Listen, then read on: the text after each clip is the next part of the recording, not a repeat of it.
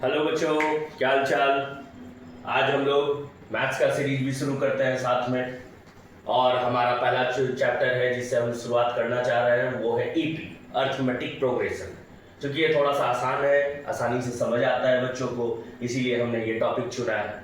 आज हम लोग इसका बस बेसिक समझेंगे कि एंड टर्म निकालने के लिए फॉर्मूला क्या होता है, वो कहाँ से आता है, कैसे आता है, और धीरे धीरे हम लोग जो है किसी एक बुक का पूरा 1 बाय 1 क्वेश्चन को हम लोग करते चलेंगे। चलिए देखते हैं। देखिए, इसका नाम इंग्लिश में कहते हैं एपी, अर्थमेटिक प्रोग्रेशन, और हिंदी में इसको बोलते हैं समानांतर श्रेणी। थोड़ा इस वर्ड से समझते हैं, इजी वे में हमें समझ आ जाएगा। देखिए, सामान का मतलब होता है इक्वल।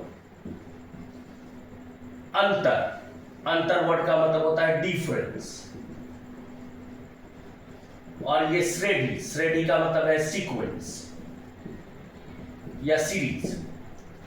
मतलब कि कोई भी नंबर्स हो, वेरिएबल हो, उसका एक ऐसा सीक्वेंस होना चाहिए जिसमें कि दो कंसेक्यूटिव के बीच का जो अंतर है, डिफरेंस है, वो अगर इक्वल हो जाए तो हम लोग बोलेंगे वो जो सीक्वेंस दिया हुआ है वो किस में है, तो एपी में है।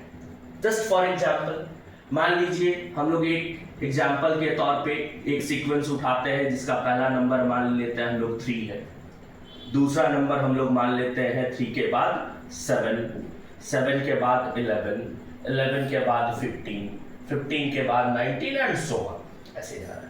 देखिए, इस सीक्वेंस की खासियत क्या है इसमें कि देखिए 7 में अगर 3 को हम लोग माइनस करते हैं तो हमारे पास कितना बचता है, तो 4। 11 में अगर हम लोग 7 को माइनस करते हैं तो ये भी बचता है 4। 15 में 11 को माइनस करते हैं तो ये भी बचता है 4, और 19 में 15 को माइनस करते हैं ये भी बचता है 4। इसका मतलब दो कंसेक्यूटिव कहने का मतलब है लगातार के टर्म का जो डिफरेंस है वो हर जगह पे क्या आ रहा है, सेम आ रहा है। तो हम लोग बोलेंगे ये जो हमारे पास सीक्वेंस गिवन है ये किसमें है, तो एपी में। ठीक है बात, मतलब एपी होने का एकमात्र कंडीशन ये होना चाहिए कि दो लगातार के नंबर, वेरिएबल जो भी गिवन है हमारा, उसके बीच का जो डिफरेंस है वो क्या होना चाहिए, तो सेम होना चाहिए। आइदर ये माइनस ये आप करके चलिए या इधर से इधर को माइनस कीजिए। अगर आपका हर जगह पे डिफरेंस अगर सेम आ रहा है तो आप बोल सकते हैं कि वो सीक्वेंस किसमें है, तो एपी में। तो इतना हमको मालूम चल गया कि ये जो गिवन है हमारे पास एक सीरीज दिया हुआ है वो किसमें है, तो एपी में। अब आगे हम लोग थोड़ा बढ़ते हैं कि अगर ये एपी में, तो देखिए एपी में कुछ टर्म्स होते हैं जो कि रिप्रेजेंटेशन के तौर पे हम लोग इस्तेमाल करते हैं। उसमें से सबसे पहले क्या है, ये फर्स्ट जो आप नंबर देख रहे हैं इसको हम लोग बोलते हैं फर्स्ट टर्म, जिसको हम लोग किससे रिप्रेजेंट कर सकते हैं, तो ए से। ए का मतलब हुआ फर्स्ट टर्म, या इसको हम लोग T1 बोल सकते हैं। फर्स्ट टर्म को एपी चैप्टर में हम लोग एक स्पेशल लेटर से रिप्रेजेंट करते हैं जिसको हम लोग बोलते हैं ए। ठीक है, अब एक आता है कॉमन डिफरेंस का मतलब हो गया कि दो लगातार के नंबर या वेरिएबल्स के बीच का अंतर। तो दो लगातार में जनरली हम लोग उठाते हैं बाद वाला माइनस पहले वाला, और इसको जिस लेटर से हम लोग रिप्रेजेंट करते हैं उसको बोलते हैं हम लोग डी का मतलब हो गया कॉमन डिफरेंस। और डी जनरली कैसे लिखाता है, तो बाद वाला टर्म माइनस पहले वाला टर्म। अच्छा, मान लीजिए इसका नाम है T1 या ए बोलते हैं फर्स्ट टर्म, ये हो गया सेकेंड टर्म T2, ये हो गया थर्ड टर्म T3, ये हो गया फोर्थ टर्म T4, ये हो गया फिफ्थ टर्म T5। अगर डिफरेंस हमको बताना है तो इन दोनों के बीच का डिफरेंस कितना है, तो 4 कैसे आया, T2 माइनस T1, मतलब D का मतलब हो गया T2 माइनस T1। अच्छा, यही सेम अगर हम लोग T3 माइनस T2 करें, T3 का मतलब हो गया 11 और T2 का मतलब हो गया 7, 11 माइनस 7 भी 4 आ रहा है, इसका मतलब इसको लिखेंगे हम लोग T3 माइनस T2, या इसको हम लोग लिख सकते हैं T4 माइनस T3, मतलब ये बाद वाला टर्म उससे माइनस में एक पहले वाला टर्म, ये हमको क्या दे देगा, तो कॉमन डिफरेंस। और अगर यही किसी सीक्वेंस का सेम हो जाए तो हम लोग बोलेंगे वो जो सीक्वेंस दिया गया है वो किस में दिया गया है, तो एपी में दिया गया है। थोड़ा और समझते हैं हम लोग। चलिए अगर हम लोग टर्म 1 की यहाँ पे बात करें तो इसके लिए a लिख देते हैं। अच्छा अगर टर्म 2 की बात करें तो a हमारे पास कितना है तो 3, ठीक है। मतलब ये जो हमने एग्जाम्पल को लेकर चला है इसके हिसाब से a हमारा कितना है तो 3। अच्छा टर्म 2 मींस 7, इसको क्या हम लोग a प्लस का d लिख सकते हैं। a का मतलब हो गया 3 और d कॉमन डिफरेंस हो गया 4। 3 + 4 कितना हो गया 7, सेकंड टर्म 7, मतलब एकदम सही है, कहीं कोई दिक्कत नहीं। अच्छा ऐसे ही अगर हम लोग लिखे t3 तो t3 को क्या लिख सकते हैं, अगर यहां से स्टार्ट करके लिखे तो a में अगर d जोड़ेंगे मतलब 4 जोड़ेंगे तो बनेगा t2 और इसमें फिर से अगर हम लोग 4 जोड़ देंगे मतलब d जोड़ देंगे तो ये बन जाएगा t3, मतलब a + d + d, मतलब t3 को हम लोग लिख सकते हैं a + 2d।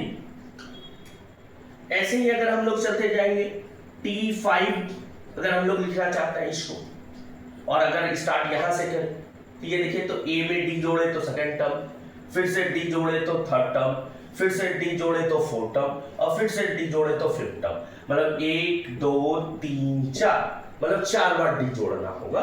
इसका मतलब इसको हम लोग लिख सकते हैं a + 4d। अब थोड़ा सा इसको देखिए, इसको देखिए और इसको देखिए।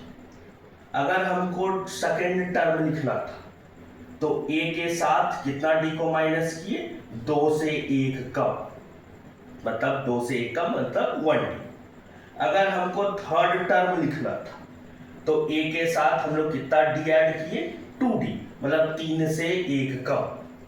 अगर हमको फिफ्थ टर्म लिखना है तो a के साथ हम लोग कितना d ऐड किए हैं 5 से 1 कम, मतलब कि 4d।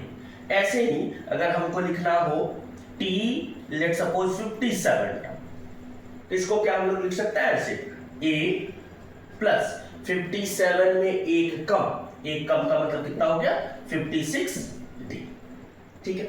अच्छा ये सारा जो लिख रहे हैं क्या इसको हम लोग ऐसे लिखें t57 को a प्लस 57 माइनस 1d, क्या t57 को हम लोग ऐसे भी लिख सकते हैं, बिल्कुल लिख सकते हैं। ऐसे ही अगर हम लोग आगे बढ़े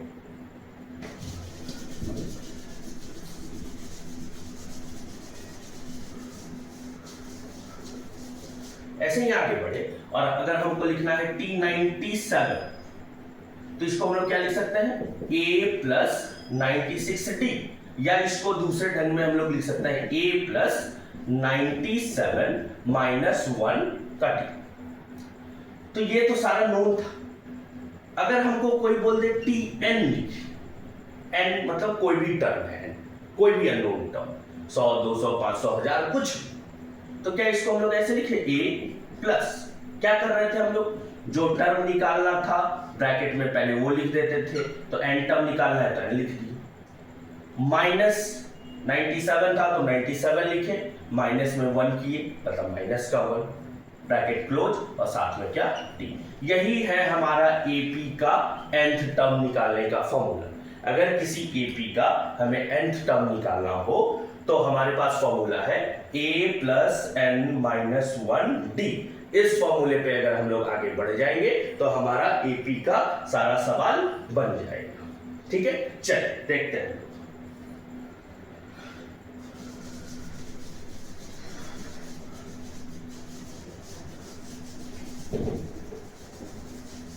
जैसे आपको अगर सवाल हम लोग देते हैं, जैसे हम लोग बोले कि एक है आपके पास लेट्स सपोज 11 के बाद हो गया 7, ठीक है, 4 कम हो रहा है, इससे और 4 कम किए 3, ऐसे ही जा रहा है। हम लोग बोले कि द गिवन जो ये आपको दिया हुआ है सीक्वेंस ये AP में है, तो आप इसका 49th टर्म बताइए, t49th बताइए। अब देखिए हमको बहुत बढ़िया से फॉर्मूला पता है, फॉर्मूला कहता है a प्लस जितना टर्म पूछ रहा है उससे एक कम करके d के साथ मल्टीप्लाई कर देंगे, तो एक कम किए मतलब कि 48 और साथ में d। अब हमको अगर a और d पता चल गया तो हमारा आंसर आ जाएगा। a तो हम बोलते हैं फर्स्ट टर्म को, मतलब कि a हमारे पास कितना गिवन है तो 11। अब डी किसको बोलते हैं हम लोग, तो बाद वाला माइनस पहले वाला, तो बाद वाला कितना है हमारे पास 7 और पहले वाला कितना है हमारे पास तो 11। 7 में 11 गया तो कितना हो गया माइनस का 4। अगर इसको हम लोग यूज कर ले, ये देखिए T49 इज इक्वल टू ए है हमारे पास 11 प्लस 48 इंटू माइनस का 4, ये हो गया 11 प्लस माइनस माइनस और 48 इंटू 4 कितना हो गया हमारे पास 192। ठीक है, 11 में 192 जाएगा तो कितना बचेगा माइनस का 181 और यही है आपका फाइनल आंसर। ठीक है, समझ आ गया आपको। जैसे इसी क्वेश्चन में अगर सेम हम लोग बोलते, अगर ये क्वेश्चन गिवन है, ठीक है, इसी क्वेश्चन में अगर हम बोलते कि ये जो गिवन एपी है, इस गिवन एपी का 30वां टर्म जो भी होगा उसमें अगर हम लोग 30वां टर्म जो भी होगा उसमें अगर हम लोग 96 को प्लस कर देंगे तो इसी एपी का वो कौन सा टर्म बनेगा। लेट्स सपोज हमारा क्वेश्चन सेम यही है हमारे पास सीक्वेंस, और इसी में क्वेश्चन हमारे पास क्या है कि ये जो गिवन सीक्वेंस है हमारे पास उसमें से मतलब उस सीक्वेंस का 30वां टर्म जो भी हो आएगा, उस 30वें टर्म में अगर हम लोग 96 को ऐड कर दे तो इसी एपी का वो कौन सा टर्म कहलाएगा। देखिए क्या है इसमें, फिर से ए हमारे पास कितना है 11 और डी कितना है हमारे पास तो माइनस का 4, ये दो गिवन। क्वेश्चन क्या पूछ रहा है हमारा कि इसी एपी का जो भी 30वां टर्म होगा उसमें अगर हम लोग 96 को ऐड कर देते हैं तो वो इसी एपी का कौन सा टर्म होगा। मान लेते हैं हमारा कि वो एपी का कौन सा टर्म होगा तो एनवा जानकारी है और एनवा टर्म कितना होना चाहिए हमारा, तो इसी एपी का जो 30वां टर्म है इसमें कितना ऐड करने के बाद 96। बस इस फॉर्म में आप लिख दीजिए, इसके बाद जनरल बस एक फॉर्मूला बैठा दीजिए और कैलकुलेट कीजिए, आपका आंसर आ जाएगा। टीएन की जगह हम लोग क्या लिख सकते हैं a plus n minus 1 d. अच्छा यहां पे हम लोग क्या लिख सकते हैं a प्लस 29 डी और प्लस का कितना आ गया हमारा 96। ठीक है, अब आगे बढ़ते हैं, ये हो गया a प्लस यहां से देखिए एन डी माइनस का d is equal to a plus 29 d और प्लस का 96। ठीक है, अब सबको इधर ले आते हैं, ये a से a हो गया कैंसिल, इसको इस तरफ हम लोग लेके आते हैं तो ये हो गया हमारे पास एन डी माइनस का d माइनस का 29d इज इक्वल टू कितना 96। ठीक है, अब देखिए क्या होगा हमारे पास, यह हो गया एन डी, ठीक है, माइनस का d या माइनस का 29d माइनस का 30d इज इक्वल टू कितना 96। अच्छा क्या अब हमारे पास d का वैल्यू गिवन है, बिल्कुल गिवन है, माइनस का 4 लगाते हैं हम लोग, इस d के जगह माइनस 4n माइनस 30 और इस d के जगह माइनस 4 करेंगे तो माइनस माइनस प्लस और यहां पे आ गया 4 इज इक्वल टू कितना 96। माइनस का 4n इज इक्वल टू 30 गुना 4 120 और वो अगर उस तरफ गया तो 96 में 120 अगर माइनस हो गया तो ये बच गया माइनस का 24, ये और ये cancel, n is equal to 24/4 करेंगे तो हमारा कितना आएगा 6। मतलब कि इसी एपी का 30वां टर्म जो भी होगा उस 30वें टर्म में अगर आप 96 को ऐड कर देंगे तो इसी एपी का वो कौन सा टर्म बन जाएगा तो 6th टर्म बन जाएगा। अब चलिए चेक करके देखते हैं थोड़ा। अच्छा देखिए 11 7 में 4 घट गया 3 में 4 घट गया -1 में 4 घट गया -5 में 4 घट गया -9, मतलब 1 2 3 4 5 6 मतलब 6 टर्म जो इस एपी का है वो कितना आया -9। क्या चेक करते हैं 6 टर्म -9 है। 6 टर्म कैसे निकाले, a प्लस 5d। a कितना है हमारे पास 11 प्लस 5 और d कितना है हमारे पास माइनस का 4।